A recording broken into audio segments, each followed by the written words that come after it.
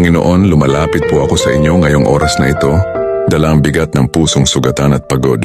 Kayo po ang nakakakita ng mga luha na hindi nakikita ng iba at nakakaramdam ng sakit na hindi namin kayang sabihin.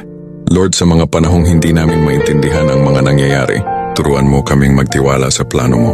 Kapag masakit na, kapag parang hindi na namin kaya, yakapin mo po kami ng iyong kapayapaan.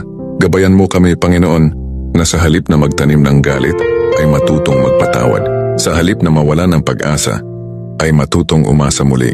At sa halip na tumingin sa sakit ay tumingin sa pag-ibig mo. Tulungan mo kaming makita na may dahilan sa bawat luha at may bagong simula sa likod ng bawat pagtatapos. Bigyan mo kami ng lakas na bumangon at ng puso na marunong maghintay sa tamang panahon. Lord, salamat po dahil kahit kami ay nasasaktan, alam naming hindi mo kami pinapabayaan.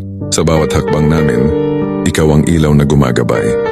Manatili ka sa aming puso at ipaalala mo lagi na sa iyo may kapayapaan, may pag-asa at may bagong simula. Sa pangalan ni Jesus. Amen.